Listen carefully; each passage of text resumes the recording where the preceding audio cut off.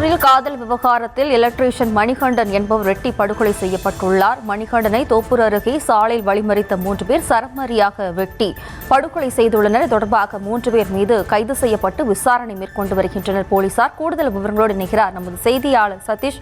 வணக்கம் சதீஷ். வணக்கம். திருச்செந்தூர் காதல் விவகாரத்தில் இளைஞர் ஒருவர் பட்டப்பகலில் ஓட விரட்டி படுகொலை செய்யப்பட்ட சம்பவம் பெரும் பரபரப்பை ஏற்படுத்தியுள்ளது.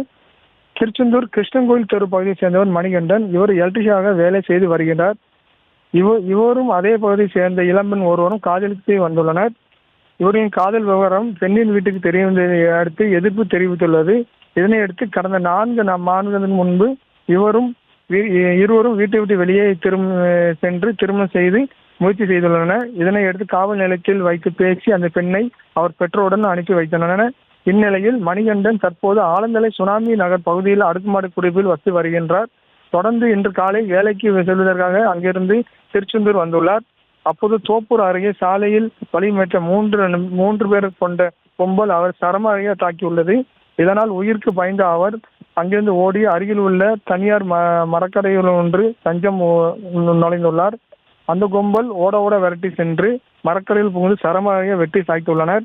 இதில் கழுத்த பகுதியில் பலத்த வெட்டுக்காயலுடன் இரத்த வெள்ளத்தில் சரிந்து விழுந்து சம்பவ இடத்திலே உயிரிழந்தார். சம்பவத்துக்கு வந்த காவல்துறையினர் உடலை கைப்பற்றி விசாரணை நடத்தி வருகின்றனர். காதல் சம்பவத்தில் இளைஞர் ஒருவர் பட்டப்பகலில் சாலையில் ஓட விரட்டி படுகொலை செய்யப்பட்ட சம்பவம் பெரும் அதிர்ச்சியும் பரபரப்பும் ஏற்படுத்தியுள்ளது.